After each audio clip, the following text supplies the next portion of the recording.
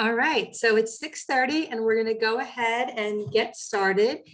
For our presentation this evening, we have an hour together and we have about 50 minutes of content or so. So please feel free to use the chat tonight to go ahead and put any questions you have or comments. We'll either address them as we go, or some of them I might hold to the end, and we'll make sure we respond to your questions at the end if we don't while we go. So the chat is there for you to use to communicate with us tonight, and we really want to hear your questions as we go. Don't leave here with questions unanswered. We really want to thank the Olympia School District Student Support Department for asking us to join you today for this very important topic about what parents and guardians need to know about suicide prevention in your Olympia School District schools. So to get started, just a little bit about myself and the lead presenter, Maureen Underwood. Maureen, do you want to say hi? Hi. Thanks, Maureen. So Maureen Underwood is a licensed clinical social worker. She is the lead author of the Lifeline Suicide Prevention Trilogy, which is what we will be discussing today and what Olympia School District uses for a prevention curriculum in your schools. She has been working in the field of youth suicide prevention since the 1980s, and she has been working with and a friend of the Olympia School District for several years now. I'm Marney Rohda. I've been working with Maureen Underwood for about 20 years, and I'm honored to be here presenting with her tonight. So we're going to start here, and you might be surprised that this is where we're starting because you tuned in to learn about suicide prevention in youth, and we're starting with you. And so, why do we start with you? Well, you might remember that phrase, put your own oxygen mask on first. And we really think that applies to this situation. We can't be there to support our children if we don't take time to take care of ourselves. The last year has been a challenge. It's been a challenge for our children. And we know that because you, in your registration forms, you told us many of your concerns you have for your children. But the truth is, it's been a difficult year for all of us adults as well. And so we're going to take just a few minutes, just really a few minutes up front here to give you some tips, because as we're going to tell you later, contact with a caring adult is a protective factor for all sorts of risks in youth. And we know that you're a caring adult because you're here today with us. So take a moment to focus on yourself so you can continue to be that caring adult for your children. So the first tip we have for you when it comes to taking care of yourself is don't go it alone. Don't be alone. Lean into your community. And that can be whatever you mean by community. That could be friends, that could be neighbors, it can be your school district who are providing you with resources like this. It can be spiritual groups, it can be clubs, interests, etc. Whatever you want to make it to be. But don't be alone, don't isolate yourself, team up in your community. The next tip we have is, make sure you can get clear on the things we can control and the things you can't control. So if you see this diagram here, if you can imagine, there are things you can control. You can control what time you wake up. You can control what your thoughts are, what your plans are, how much you decide to do in any given time, how you feel about things. Those are things you can control. Things you can't control are everything else, including what other people do, what other people think, what other people say, what happens. None of us can control what the next phase of COVID may or may not look like. We can't control large things in the world and the economy. Those are things we can't control. Doesn't mean you ignore them. It just means to put more energy and more thought into the things we can control and try to take those things we can't control and put them to the side. Don't give them quite so much time and energy because the energy that we put into them isn't going to move them an inch, and that can look like wasted energy. The next tip is make time for yourself. Now, you'll notice that we are not recommending any massages or bubble baths in taking care of yourself today. That's because I think we all have to look at taking care of ourselves realistically in terms of minutes, not hours. As busy parents, you probably don't have hours very often to yourself to take care of yourself, but that doesn't mean you can't schedule bits of time, 5 minutes here, 15 minutes here, there for yourself. And like I said, schedule it. Don't wait for found time. Make sure that every week there's some chunks of time, even if they're 10 or 15 minutes, that you're scheduling for yourself. And the last thing I wanted to mention is knowledge is power. Seek out information to help you and your family. Make time for this. You made time for this workshop. Continue to seek that knowledge and that information to give you what you need. So on that topic of knowledge is power, I'm going to turn this over to Maureen now, who's going to start talking about our topic for today. Maureen? Thanks, Marney. And I want to welcome all of you. And, as you see on the next slide, why we're talking to you about suicide, well, you're here. So you know why it's important. But we wanted to share with you this quote. This is from a father who lost his daughter to suicide.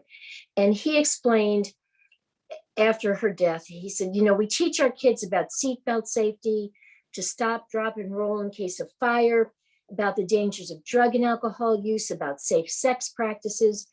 Yet we don't address what's the second leading cause of death in our youth, and that is suicide. And he often talked about the fact that if he'd only known what he'd learned about prevention subsequent to her death, maybe, just maybe, she'd still be alive. So that's why we're talking about this tonight. But the other piece of that is important for us to say right at the very beginning is that suicide is not about parenting. So often, this may be the biggest barrier and the biggest myth of all, that suicide is being a bad parent. You must have been a bad parent if your child thinks about suicide or makes a suicide attempt. Suicide is a very complicated problem, and there are a lot of different things that combine to make someone feel suicidal. If it were simply about parenting, anti-suicide parenting courses would be the quick fix, wouldn't they? But there aren't any courses like that. Where parenting does come into the equation, however, is in your ability as a parent to help your child. So that's what we want to talk with you all about tonight. Our opening premise is really a redefinition of mental health.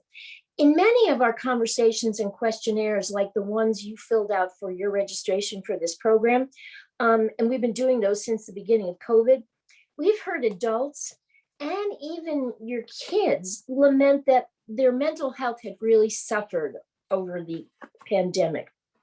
We can't count how many times we've heard the word PTSD, post-traumatic stress disorder, bantered about. So what we want to say loud and clear is on this next slide. This is the redefinition of mental health. There is no right way. It looks like you've lost my redefinition of mental health, Marney. Oh my goodness. Here it is. There is no right way to feel about the disruptions in your life. Having the right feeling at the right time and being able to cope with unpleasant ones is what good mental health means. A lot of people make the mistake of believing that having good mental health means you feel good all the time, just like your body feels good when you're in good physical health. But being mentally healthy doesn't mean you don't feel uncomfortable or you don't get upset.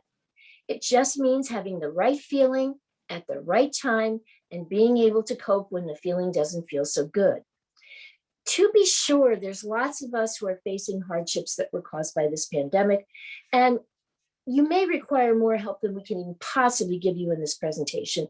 But we're going to give you some suggestions of other places that you can go and what to do if that sounds like you or one of your friends.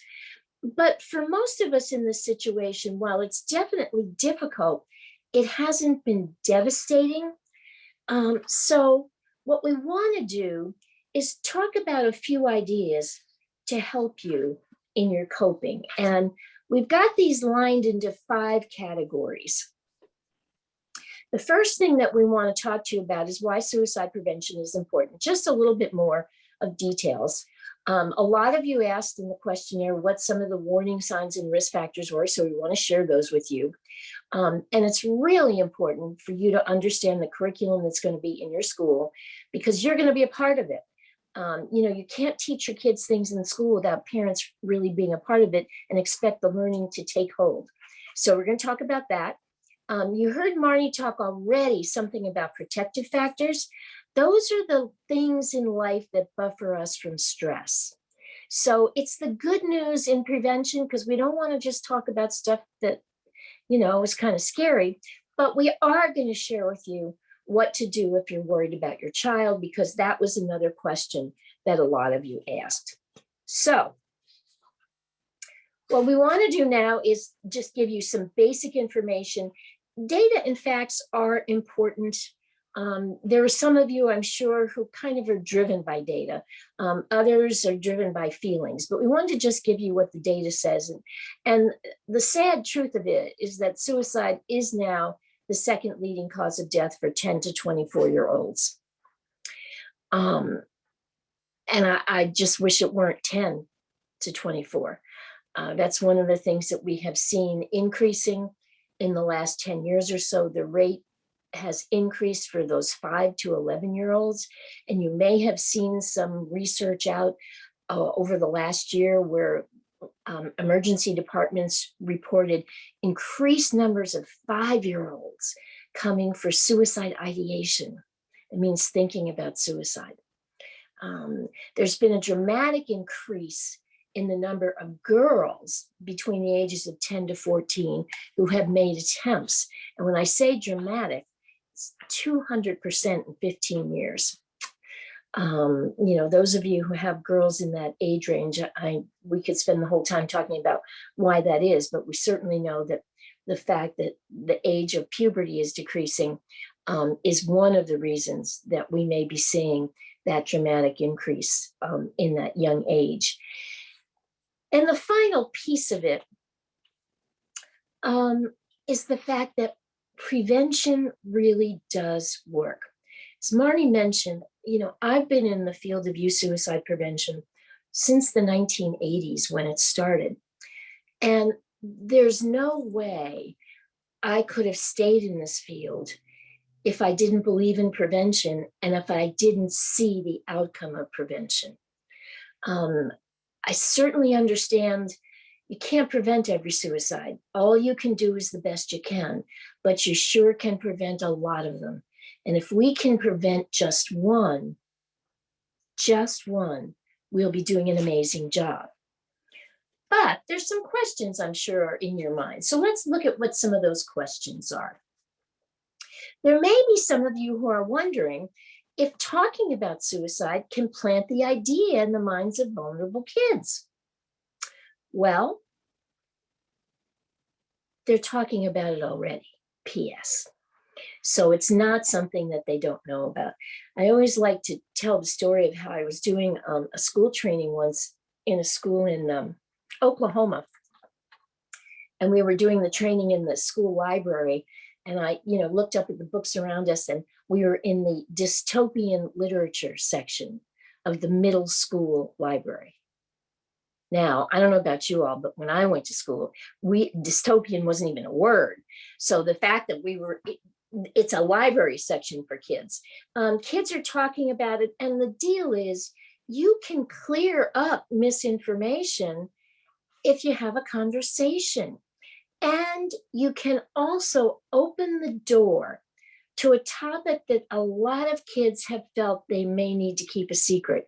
They're embarrassed about it, or they're frightened about it. It's a really scary thing to think about. And I can almost hear you saying, well, yeah, that was well and good. How do I talk about it? We're going to cover that later, because we know it isn't as simple as saying, do it, and you just kind of intuitively know what to do. So we're going to give you some guidelines for that. The other thing you may have heard is that talking about suicide is just a way to get attention. And you're probably going to be surprised at what I'm going to tell you, but I'm going to say, yes, it is. It's a way to get attention. just the way someone who is drowning and is yelling help needs attention. Same deal. And the good news here is that this person is talking about the problem instead of acting on it. So a lot of those kids who've made attempts, imagine if they had someone they could have talked to ahead of time when they were feeling the way they were feeling that led them to make a suicide attempt. So talking about it really, really does have an incredibly valuable impact. You may want to know, though, is it really safe to talk about suicide in the school?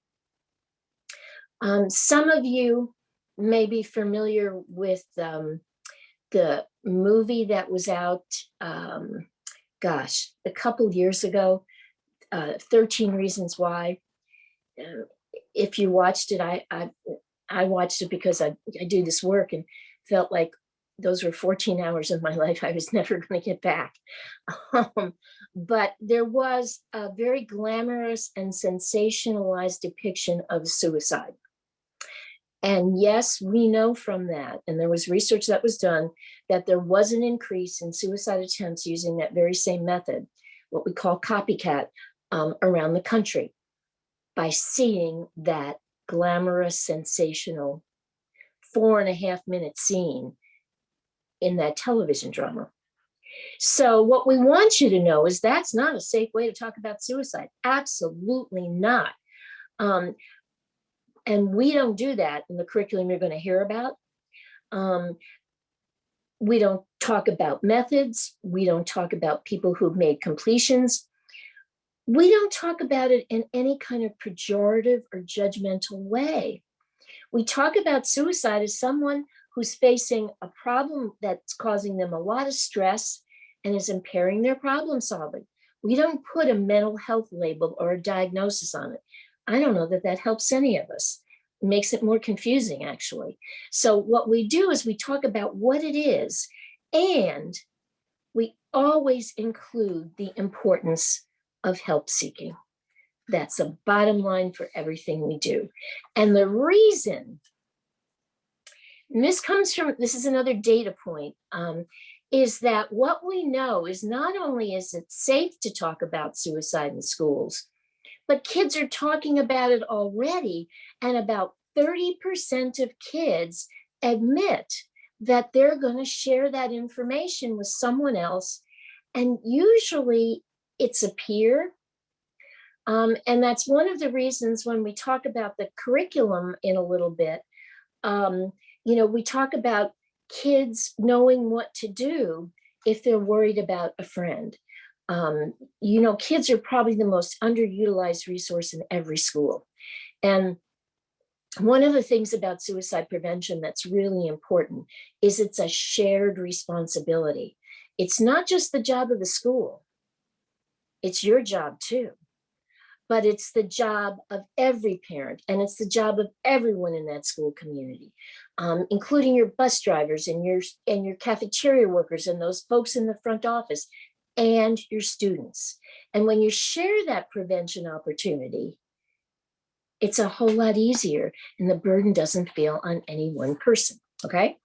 So what we're going to do now is move to that first point that Marney talked to you about, what we're gonna look at is trying to help you understand suicide better. And I just kind of reviewed this for you a little bit. This is actually what we call a behavioral definition of suicide.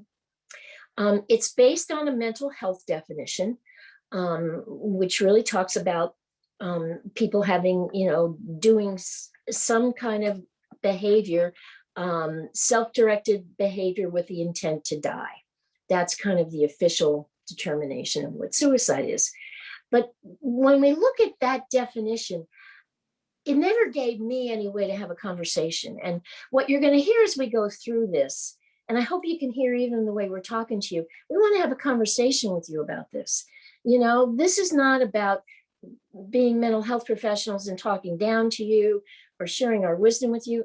Most of the wisdom we've learned from kids. They're the ones who have taught us about suicide, believe me. So we want a simple definition that can allow all of us to join in, even with kids as young as kids in elementary school. We do some training for clinicians, and we talk to those clinicians about those younger kids who often use "I want to kill myself" as a shorthand. So we ask them for sentence completion, and we say, finish that sentence. "I want to kill myself because." And what they'll tell us are all of those problems that are causing them that pain.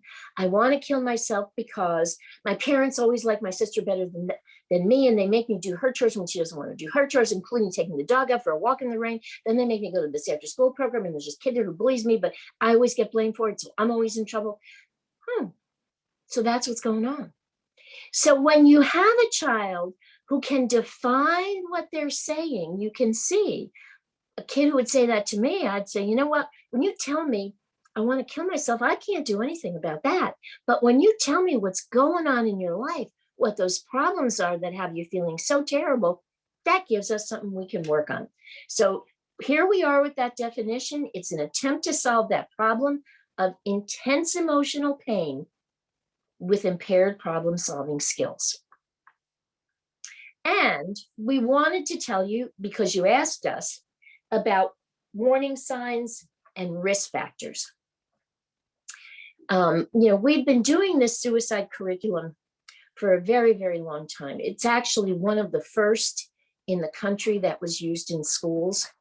And I think the reason that it's lasted as long is, first of all, it's been adapted by evaluation and really kind of the times, but it always was grounded in very simple reality. And one of the simple realities was, when we thought about suicide warning signs and risk factors, often people get them confused. So we put them in the context of a traffic signal. Everybody knows, at least I think you know, that when you see that amber or that yellow light, you're supposed to slow down and proceed with caution. That was how I was trained many, many years ago when I got my driver's license.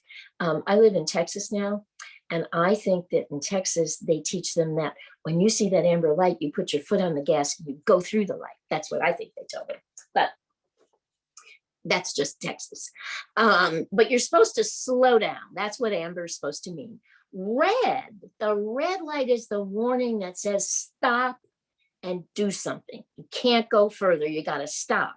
And as I said before, I couldn't have been in this field for as many years as I have if I didn't know about prevention and protection. And the green light is the protective factors. We always have to keep things in balance. What we're talking with you about is really what we call a public health model of suicide. We're all so much more familiar with public health because of COVID, aren't we? Well, the public health model really focuses on prevention. The mental health model focuses on illness. We're not going there. We are really focusing on prevention, and protective factors are part of prevention. So let's briefly look at what those amber lights or those risk factors are. The definition of a risk factor is it's a trait, an attribute, or characteristic that's associated with the increased risk for suicide or suicidal behavior. Now, what I want to say to you is a risk factor for suicide is very similar to a risk factor for heart disease. There's all those risk factors for heart disease: being overweight, smoking, drinking, not exercising, all that stuff. Even if you have all of that, it doesn't necessarily mean you're going to have a heart attack. It just means you're at a greater risk than the large population. That's what risk factors for suicide mean. It just means that you may be at a greater risk than the rest of the population, but does not mean or predict that you are going to be suicidal. And for kids, what we know is that family history of suicide is true for all of us. We used to think it was something related to role modeling. And, in our family, when things get tough, you have permission to kill yourself. And in the last 25 years or so, we've become much more aware of the biogenetics of suicide and the fact that there may be something with the neurotransmitters in the brain. So there's a biological correlate as well. That mental health diagnosis, we do know, we used to think 90% of people who died by suicide had a mental health diagnosis. That's kind of changed. We're seeing it's closer to 50 to 60%. So it's not as much as we used to think, which I think is good because it's making us think about other things. A previous attempt is a predictor for a future attempt because you have incorporated it into your coping repertoire. Think about your kids. When they do something to get your attention and it gets your attention, why, what a surprise, they're going to do it again. Did you ever see a grown-up have a tantrum in the grocery store? It always reminds me of what they must have been like as children when they were, in those carts on the line and they wanted candy. I bet they got it. They knew how to get it because we use them if they work. So it's just something that becomes part of our coping. Being exposed to the death of a peer is a risk factor that we primarily see in youth. We don't see it quite so much in the older population. And it really has to do with, they're kind of imitating each other's behaviors anyway.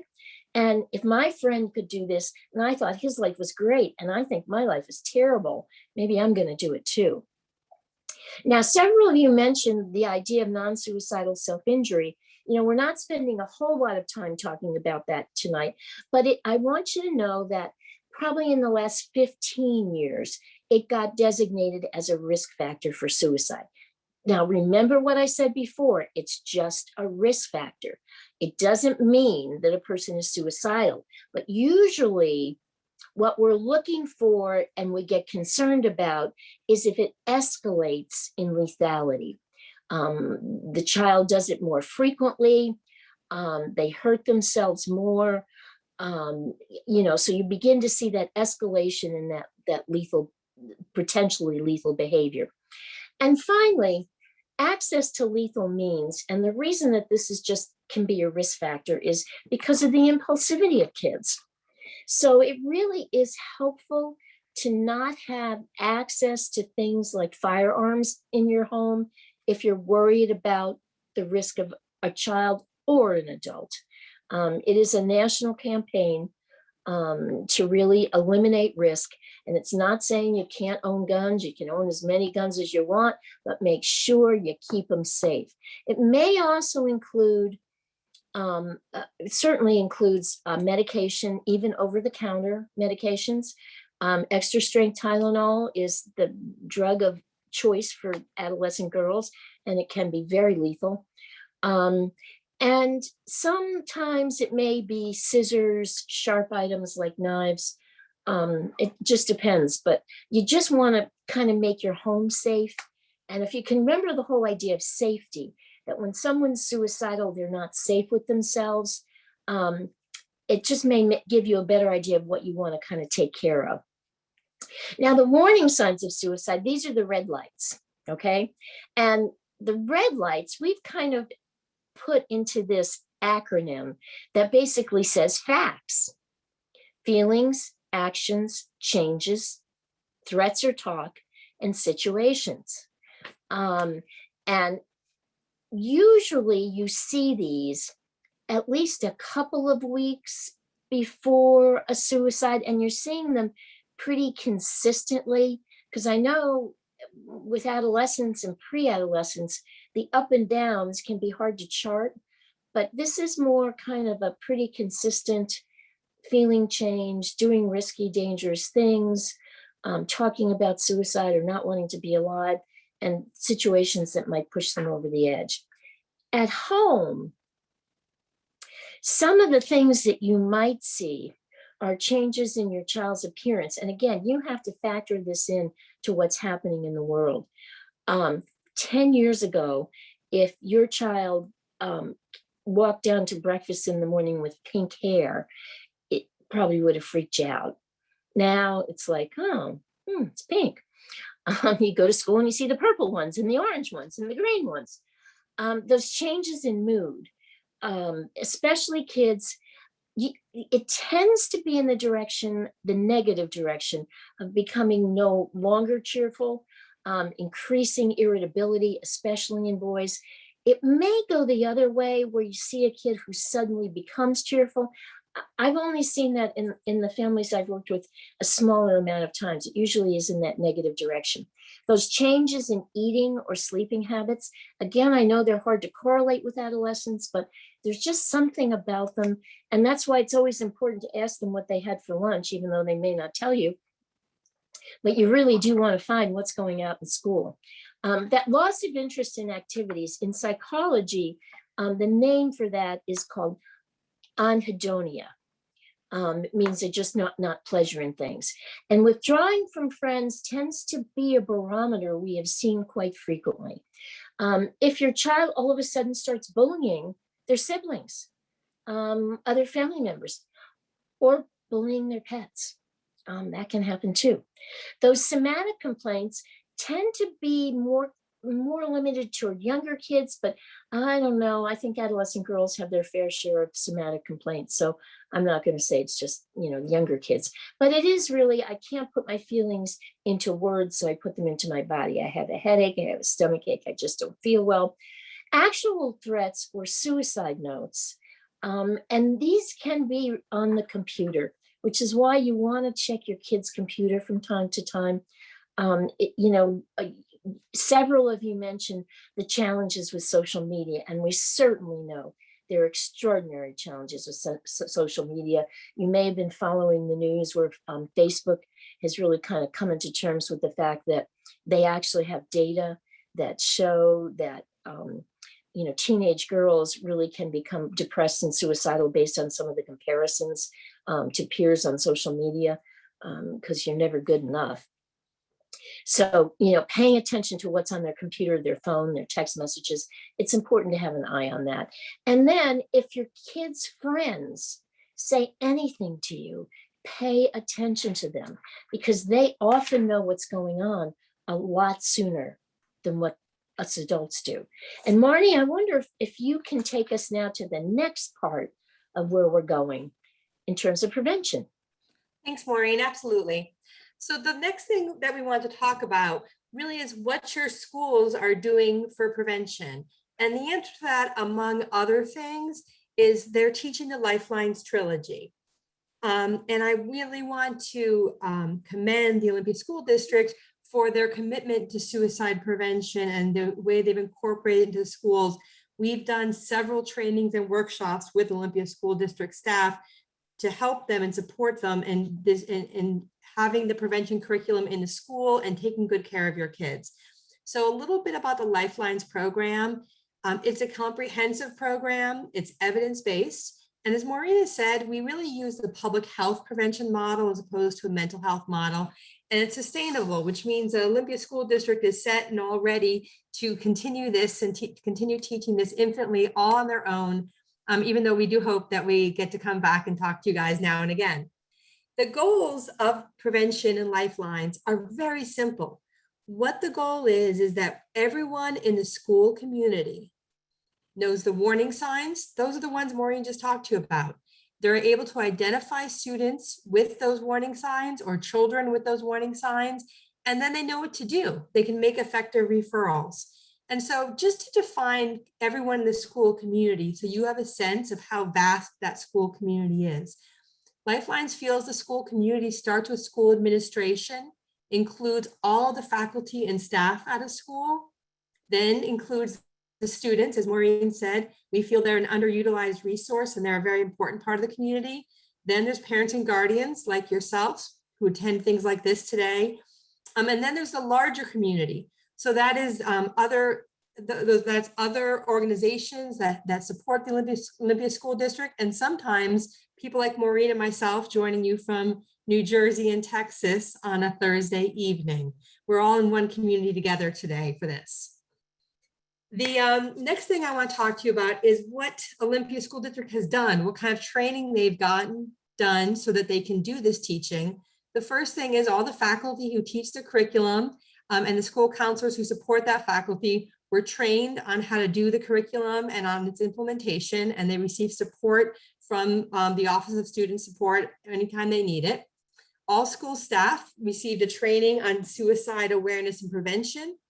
And then parents and guardians like you receive the same information And, you know, what I want to say is the school staff received a training very similar to the one that you're receiving today, so that you all can speak the same language. And so when they say warning signs, you know what warning signs means. You understand that risk factors are different. You understand the public health model behavioral definition. You're all on the same page.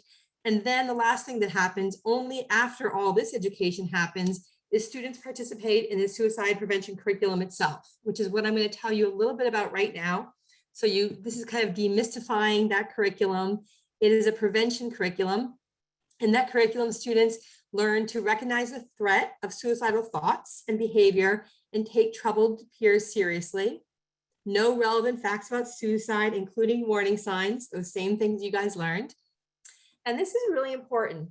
One of the big goals is that they learn to demonstrate positive attitudes about intervention and help-seeking behavior. Maureen already mentioned this once. Help-seeking is a protective factor that we really encourage throughout the curriculum. And the positive attitude part is reframing help-seeking as an act of bravery and courage, because we know it's sometimes hard to do. And so we classify asking for help as a brave thing to do. Knowing how to respond to a troubled peer and knowing resources, being able to name adults. One adult, really it's better, two trusted adults are better, and knowing how resources will respond. Taking that really simply, here's the principal takeaways of the curriculum. We want to make sure students understand the importance of social connection. This year, probably more than ever, that social connection has come into play.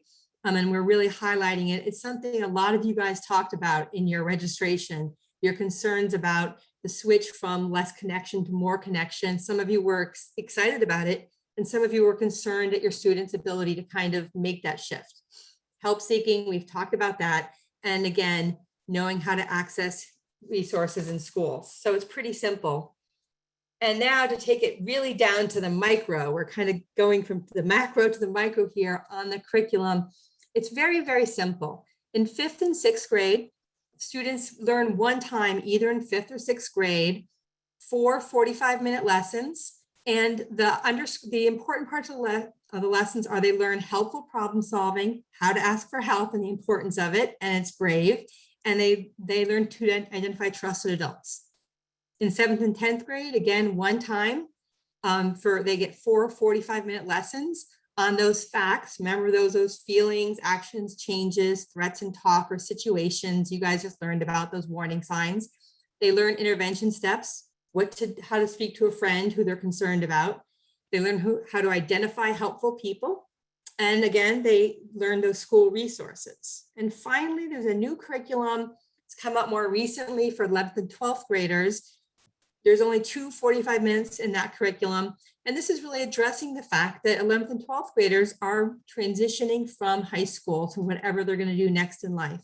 And that transition is something that can cause some challenges. And so we review those intervention steps. And then we talk with them about the transition, about their expectations and assumptions about it, and what might happen that might not meet their expectations and what they're going to do next. And we talk about the support systems. And there's so many great questions happening. So thank you, Ruth, for sharing that the 5th grade lessons are going to start the school year. And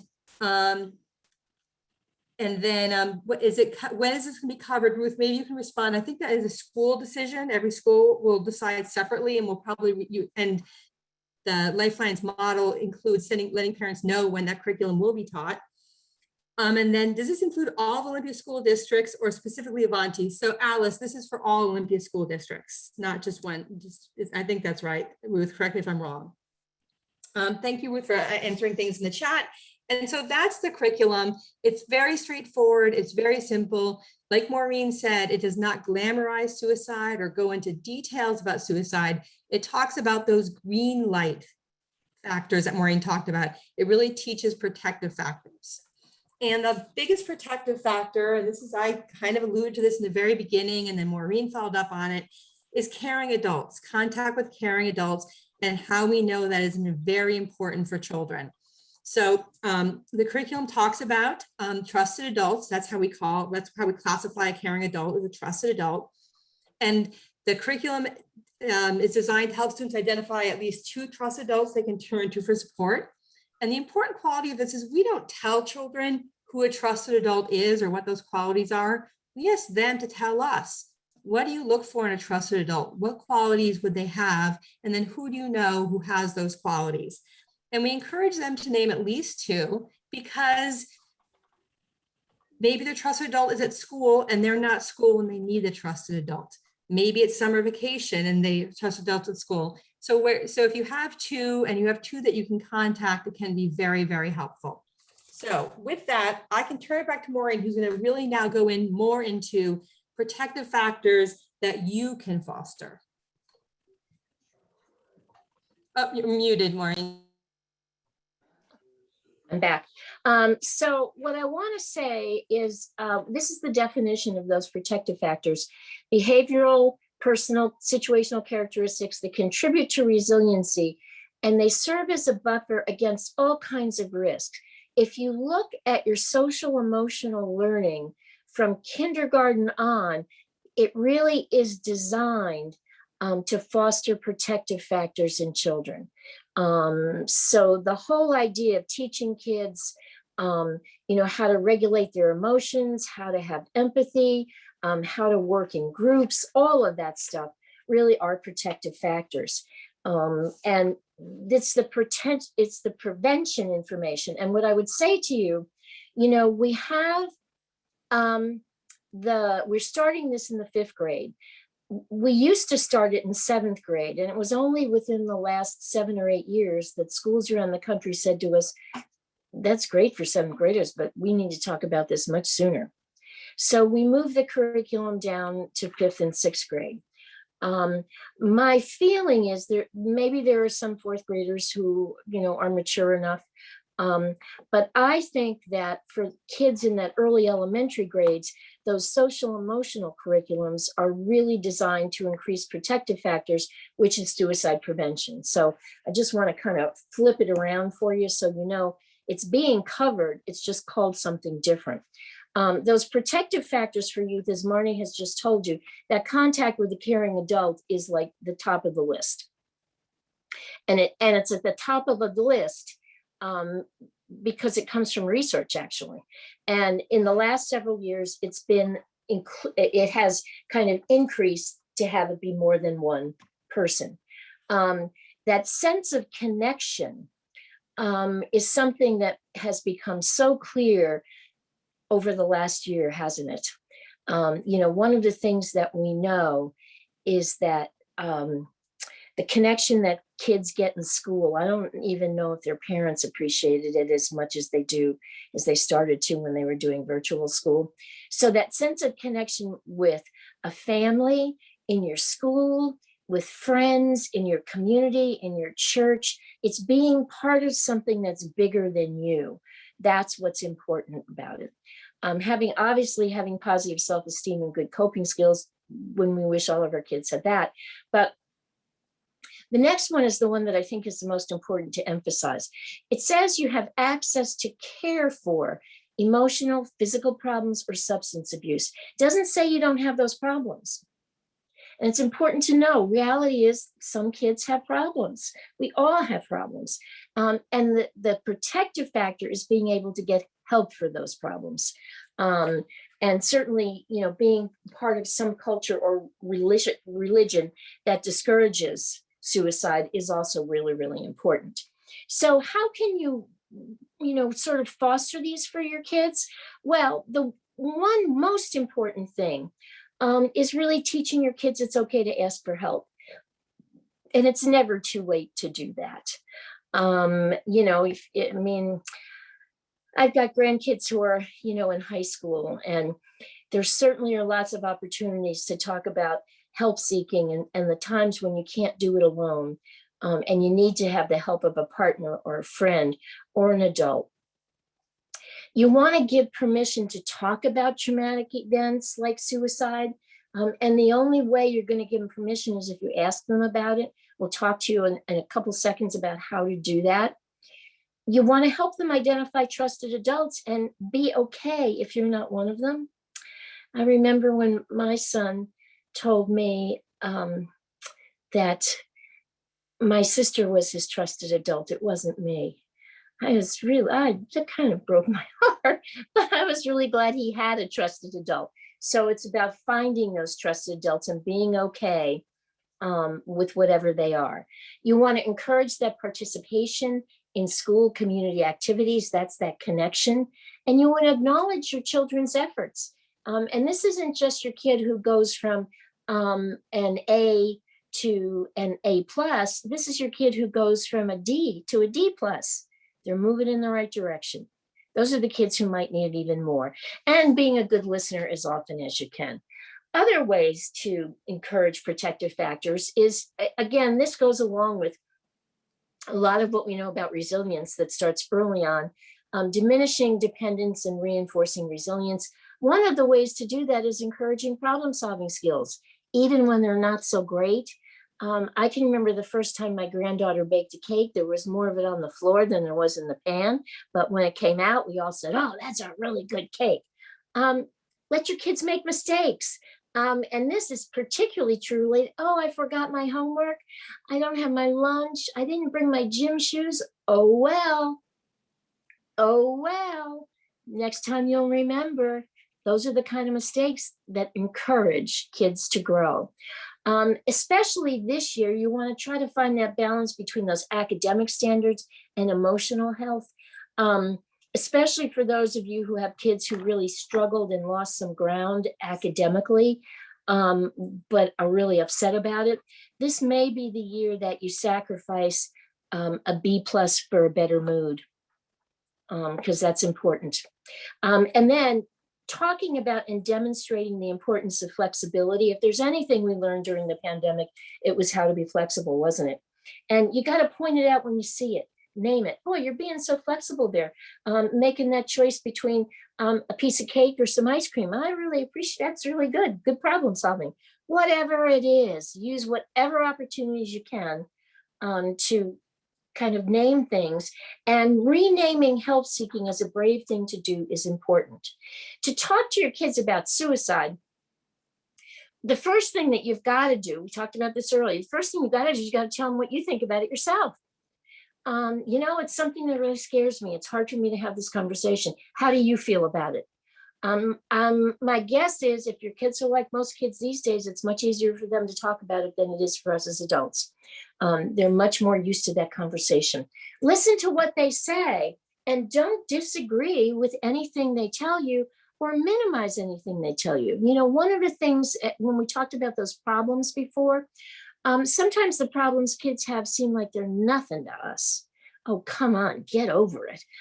But for a kid, it kind of feels like the end of the world. So don't minimize the sorts of problems they may tell you that, make them think that they'd rather not be here anymore. If there's anything that concerns you, this is so important. You can't go in and fix it. You need to use what we call the 3 magic words. And you're going to have to take a deep breath to do this and say, tell me more about that. Tell me more. If they're thinking about suicide, you need to follow up with tell me more. And if they tell you things that are scary, you want to take action immediately. So let's talk now about what do you do if you're worried about your child. And I just kind of told you, the first thing you have to do is you got to take a deep breath. I know we all breathe all the time anyway, but taking a deep breath actually changes the signals that your brain gets from your body, so it calms you down because you need to be calm for this. You can't wait for these conversations, have half of it and say, I wanted to follow up on what you said to me a couple of days ago. No. You got to take action right away. It's something you got to, and it's hard to do. It's hard to do. But you got to pay attention. Don't just have the conversation once and then walk away and think, oh, it's okay, we talked about this. You need to watch and see what's going on. Watch for some of those facts. And you will get them as handouts as part of Lifeline. So you'll have all this information. Pay attention. As we said before, if there's anything you're worried about, you want to restrict that access to those dangerous objects, and you might have to get some professional help. How do you do that? Well, you might go to your pediatrician. You might ask your school counselor. Some people talk to other parents. They have a great parent support network. And, there's lots of kids who are getting therapy these days. And so, it can be helpful to say, this person worked really well with my kid. When I had a private practice, most of my referrals came from other families who had kids seeing me. So that's always a good sign. Or you can call your insurance company, which sometimes you have to do regardless of what your referral is. And what you're going to get are the names of either a social worker, a psychologist, a licensed professional counselor, an advanced practice nurse, or a psychiatrist. And these people have different kind of training, but what they all have in common is their ability to talk to your child, to figure out what's going on with them, and kind of get a sense of why they're feeling the way they do. All right. So any of these people really would work pretty well, unless you really feel you get to a place where you need medication, and that may be a psychiatrist or an advanced practice nurse who can prescribe. The questions you want to ask, though, before you go, when you're on the phone making that appointment, you want to find out, do they take your insurance? And if they don't, do they have a sliding fee scale? Can you afford them? There's nothing worse than thinking you have the perfect referral and then seeing that they cost $300 an hour. And it's like, forget that. Do they have a waiting list? Can they see your child right away? A lot of places have waiting lists, so that doesn't do you any good. When is their first available appointment? And do they have evening, weekend appointments that work with your schedule if you have to take your child? Now, certainly we know that there have been a lot of virtual appointments that kids have had and families have had. So you may want to ask about that as well. What do they give you for an emergency contact? If something happens 12 o'clock at night, is there a number that they tell you to call? Can you reach them out of hours? Do they engage the family, or is this just something that they talk with your child about? Personally, I will tell you, I think it's critically important for a family to be involved in any child's treatment. I just don't see how you can do it without. I know there are some therapists who don't like to do that. So I'm just saying, for me personally, as a therapist, I always involve the family. I thought that was critically important. Do you communicate with the school? I always felt the school was a partner. I had some families who didn't like that and didn't feel that way, but most of the time they did. And I could help them understand how the school could be a partner with them in creating a safety net for that child. What are they going to do if your child needs medication? And what do they do if they think your child needs more intense level of service? For example, do they need to be evaluated for an inpatient stay? What you're asking these people for is what's called a mental health assessment. Okay, that's what you're going in for. And this is an assessment that's provided by that licensed mental health professional to determine whether or not your child could benefit from any kind of mental health services. And you can see mental health services include play therapy, individual counseling, group counseling, medication. It really is usually what's called the least restrictive setting, and that usually is outpatient. Not a lot of kids get referred to inpatient settings, and usually they're not referred for a very long time. And if there's concern that your child is at risk for suicide, they're going to do an assessment for suicide risk. So if they do that assessment, here's some questions that you can ask them, because we want you to be an educated consumer about this. What factors did you take into consideration when you made that determination? What do you think the reason is my child is feeling this way right now? Can you help them create a safety plan? And that's an important buzzword, safety plan, which is things they can do to keep themselves safe at home and in school. What kind of follow-up are they recommending to this interview? And what can you do as the parent to assist in the provision of safety? And how can the school be part of the safety net for your child? All of this is important stuff to review. And again, there are a list of this as part of Lifelines that you can have as handouts, because we know you probably can't remember it all. And it's so important to be educated about this. You know, if you go to get your car serviced, you ask these questions of the mechanic who's doing your car. You want to know all the stuff about it. Have you worked on cars like this before? Tell me about it. you're going to do the same thing about this. Marney? Thank you, Maureen. And we're going to get to some of these pending questions in just about a minute. Before we do, though, I want to give you these resources. And what I want to say is that please go ahead. And if you don't have, if some of these you don't know or have never heard of before, maybe just take a photo of the screen right now, just so you have this information in your phone. It's just really useful to have. You never know when someone you know or you might want to have access to these. So we start with the national numbers. It's a national text line and the National Suicide Prevention Lifeline. Those are always available. A lot of times, if you're giving this information to a youth, they might be much more comfortable texting than calling. That's why there is a text line. The Trevor Project, which is a project in service of our LGBTQ plus community, has and youth have a lifeline and a text line. They're also always available for youth. Your county behavioral health department has a crisis line, which I've given you here. You also have Children's Mobile Crisis Services, which services children up to age 20, and I've given you that line there too. Also, your community might have, your school, your district might have specific information as well, but it's just very important to have access to these, because in a crisis, the last thing you want to do is try to be Googling resources. Where crisis is the time to be able to have something ready to go. So that's why I gave you that. You can take a photo of it and keep it in your phone with your favorite photos in case you ever need it. So here's a couple things I just want to address.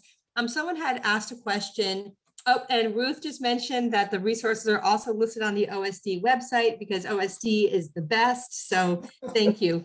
A couple things as we move on to wrapping up that people asked. One, someone said, which is just true nationally right now, that every therapist they've reached out to is booked. They can't even get in with someone. This is a national problem. My advice I offered in chat to that person was that sometimes your school counselors might have resources that they can point you to, because some schools counselors are always trying to keep up with maybe some community organizations that have access, because community organizations often partner with schools to provide something. So, and again, it's a national problem, but you might want to consider reaching out, or you could even maybe try, I wouldn't call it crisis services line for your county behavioral health, but you could call that county behavioral health department during their business hours and see if they have any access to a list of counselors or therapists that currently have availability. And then the next question, Maureen, there was a question that came in the chat, 2 questions from the same person, really good questions. One, and I thought we'd split them maybe, and you can add to anything that I say, but one is about older children. How do you get them to talk if they won't talk, which I think is very valid. And I was going to give you a couple tips on that and let Maureen finish up. And then Maureen's going to address, what do you do when your child won't take their medication or doesn't want to take medication? So I thought I'd just start with, when your old child won't talk, what I would say here is less is more. Don't go for paragraphs, take a sentence. So, right. So the first thing is, as adults, we have a lot to, I have a lot to say. And so I often expect a conversation to be a lengthy thing. Sometimes what you want to do is have what you would consider a full conversation in fits and starts, 1 sentence at a time. So start something, ask something, take one answer, don't ask a follow-up question, ask more later. I know this has been said, probably you've heard this advice a million times, but the magic of car trips or car rides, even an errand, going to the grocery store, you have a captive audience. And I know they probably put their earbuds in when they get in the car. Mine do that, put their earbuds in when they get in the car. But if you look at them and talk, that's taking the earbud out to listen to what you say for a second, because they think maybe it's about, what groceries you're going to get them. And then you ask a question and then they answer. But again, don't make it go on and on. And Ruth just said the same thing. Yes, also it's that lack of face-to-face. So Maureen, I'm going to let you add into that for a minute, and I'm going to see what's happening in the chat while you do that, okay? And you can address that medication. I wanted to kind of, address the question about medication, because it's a really tricky question. And, and what I would say to you is that you need to find out the reason your child doesn't want to take the medication, because sometimes they're having side effects that you can't see. And that are really disturbing to them, and that's why they don't want to take it. So to have an honest conversation about, what is it about the medication that you don't like? For example, some of the medications that kids have to take, they gain weight. And that can be a really, really tricky part of trying to get some, when their self-image is crappy anyway, and now they're gaining weight from medication. So if you can at least, this is the same sort of thing we talked about before, figure out what the problem is. The symptom is I'm not taking the medication, and the reason I'm not taking it is because. That's what you have to go back to and really take a look at, and be reasonable with kids. You can go back to the prescriber and say, hey, look, they're not taking this. What else can we do? That's often a place that you may find yourself, and working with them to see if there's some way they can change the dosage, change the med, do something so that perhaps the side effects aren't so bad. Now, sometimes you have kids who just say no to everything. I have to say, I sometimes have encouraged bribery, to get them to do things. It's not the best, but, especially if medications are going to make them sick if they don't take them, they miss a dose. So, you use whatever parenting skills you have to get kids to do other things you don't want them to do, because it can be a tricky thing. Thank you so much, Maureen. I just want to point out to everyone that Ruth did also mention, Ruth Middlebrook from Olympia School District Support Services. Sorry, Ruth, I didn't introduce you, but I've been referring to you and how great you are. She did put in the chat that there are social workers in all the secondary schools this year who should be able to help you with some resources as well. So you guys can feel free to put some more questions in the chat. I'm going to go ahead and put in the chat a link to a very brief evaluation where you have an opportunity also to provide information, which we'll get to Olympia School District support services about other things that you might want information on for your students. The student support department is listed here. Their website's listed right here. That's where you could go to get more information. Or you could email Ruth Middlebrook, who's the one who organized this and made this possible today. And yes, this workshop will be offered again in November. And what I'll say is it'll be the 2.0 version of this workshop based on your feedback and what happens between now and then that tells us what you need. We would never do the same workshop twice, only because Maureen and I get bored very quickly. And so we appreciate all your input to tell us what we need to tell you more about. And which is, one more plug for my quick evaluation here is when you tell us stuff, then we'll change stuff and you can come to the same workshop again and get new information. Thank you very much to Olympia School District. I hope you guys have a good school year. Maureen, I'll let you say your goodbyes. Oh, thank you so much for taking time out of your busy schedules to listen to this. As a mom and a grandmom, I just so appreciate, when parents can really take time to learn some things to help their kids and themselves. So good luck to all of you. Thank you. And one last question. This has been recorded today. And Ruth, would you want to put in the chat where the recording will be located or how they'll find it? Yes, so the recording, I'm going to stop it in just a minute, and then I'll send it to the district, and Ruth is putting in the chat where it's going to be available so that everyone can have access to it. It'll be posted on the OSD website. I'm also going to provide them with the slides so you can either watch it again or just look at the slides for references, and it will be in the Family Resources tab. So thank you all very much. Have a good night. Take good care. Have a good school year.